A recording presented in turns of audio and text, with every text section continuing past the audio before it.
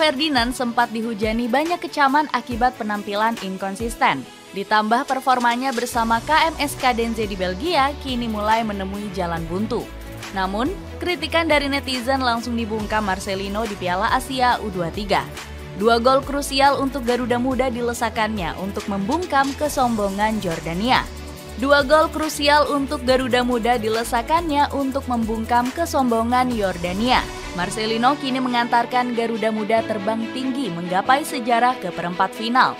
Bagaimanakah pembuktian Marcelino Ferdinand yang kembali menampilkan hebatnya? Sempat diremehkan karena terlalu kurus. Marcelino Ferdinand sempat menjalani performa pasang surut bersama timnas Indonesia. Pemain kelahiran Jakarta ini dikritik netizen karena penampilannya yang inkonsisten. Netizen menyorot sikap egois Marcelino akibat keseringan menggocek bola. Marcelino juga dianggap sebagai pemain bebal yang tidak menuruti perintah Shin Tae-yong. Warganet pernah menciduk Marcelino bersama Witan Sulaiman tengah asik mengonsumsi mie instan.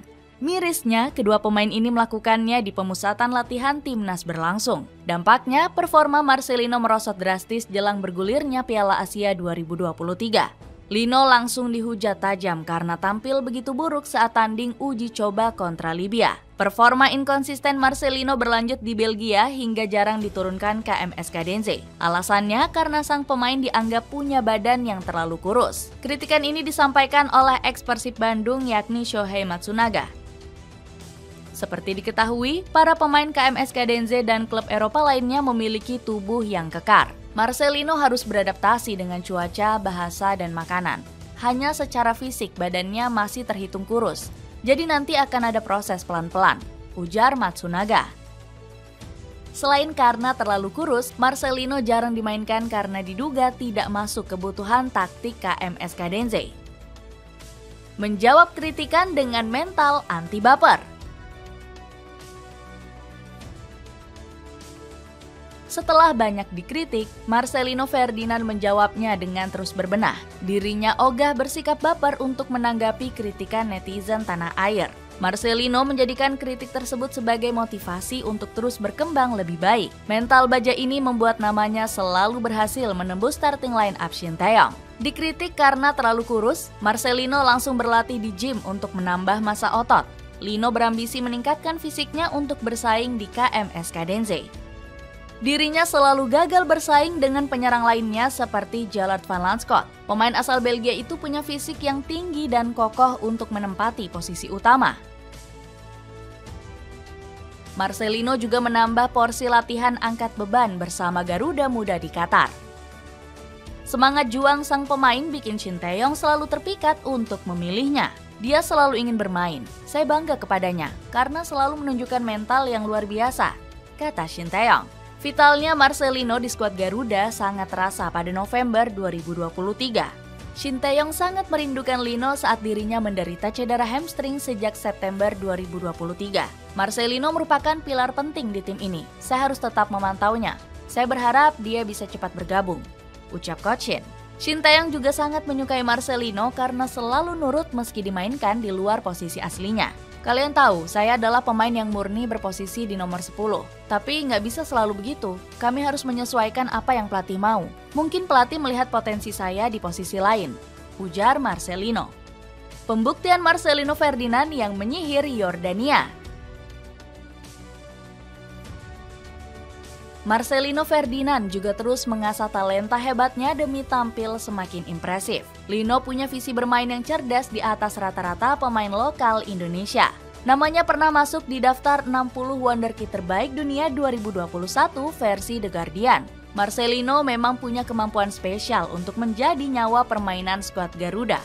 Buktinya, sang pemain tidak pernah tergantikan di perhelatan Piala Asia 2023 lalu. Kesempatan Marcelino untuk menjadi gelandang terbaik Indonesia kini terbuka lebar. Shin Tae-yong selalu mengandalkan visi cerdas Lino untuk mengalirkan bola. Pemain berusia 19 tahun ini juga punya akurasi umpan di atas rata-rata pemain lokal. Lino berani melepas umpan lambung terukur untuk melompati pressing lawan. Bukan hanya umpan berkelas, Marcelino juga punya gocekan bola yang lincah. Dribble cepat pemain milik KMS Cadense ini sering mengacaukan pertahanan lawan. Selain itu, gocekan Marcelino juga tidak jarang bikin lawan emosi karena kesal dilewati. Bakat hebat sang pemain di Piala Asia U23 kembali disorot positif oleh AFC. Lino masuk daftar bintang Asia yang paling ditunggu kiprahnya di turnamen ini. Dirinya bersaing dengan Ali Jasim dari Qatar, Sultan Adil dari Uni Emirat Arab, dan Kuryo Matsuki dari Jepang. Sorotan positif ini langsung meningkatkan mental Marcelino di Piala Asia U23. Dirinya bertekad bangkit saat melawan Yordania demi membalas penampilan buruk di 2 laga awal. Marcelino menunjukkan mental juara yang harusnya dimiliki semua pemain lokal. Lino ogah mengincar hasil imbang kontra Yordania meski sudah cukup untuk lolos ke perempat final.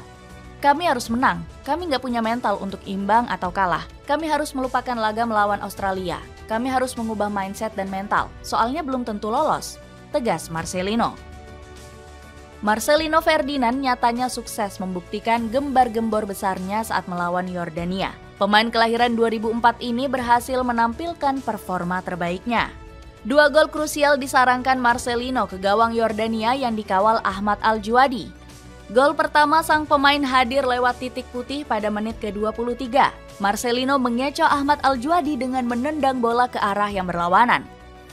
Lino akhirnya memutus puasa golnya bersama skuad Garuda. Peran sang pemain sebagai nyawa permainan terlihat jelas pada gol Witan Sulaiman. Marcelino membelah pressing Yordania dengan memberikan umpan kunci ke Rizky Ridho.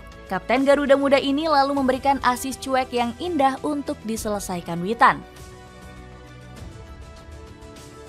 Di babak kedua, giliran Marcelino mencetak gol lewat proses yang sangat cantik. Garuda Muda mengacak-ngacak lini pertahanan Yordania dengan umpan tiki-taka. Marcelino dan Witan lalu bermain umpan pendek 1-2 hingga berhasil menusuk ke kotak penalti. Kombinasi cantik ini lalu diselesaikan Lino dengan mudah ke gawang Yordania. Garuda Muda akhirnya menutup laga dengan kemenangan 4-1 atas skuad The Chivalrous. Berkat performa briliannya, Marcelino dinobatkan sebagai pemain terbaik di akhir laga. Dirinya juga berhasil membungkam kesombongan pelatih Yordania, yakni Abu Zema. Kami tahu apa yang diperlukan untuk pertandingan melawan Indonesia, dan saya yakin kami mampu menang, ucap Abu Zema dengan sombong. Setelah mengalahkan Yordania, Marcelino kini bertekad membuat sejarah baru di perempat final.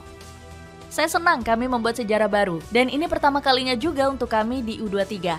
Raihan ini sangat bagus untuk sepak bola Indonesia agar berjalan baik ke depannya, tutur Marcelino. Di babak perempat final, Garuda Muda berpotensi menghadapi Jepang atau Korea Selatan. Marcelino bakal kembali berduel dengan para gelandang hebat dari kedua negara raksasa ini. Jepang punya Kuryo Matsuki dan Ryotaro Araki yang menjadi tumpuan permainan. Sementara di Korea Selatan ada Kim Min-woo yang bermain di kasta kedua Bundesliga. Dengan kembalinya performa memukau, apakah Marcelino Ferdinand dapat menggendong Garuda Muda ke semifinal?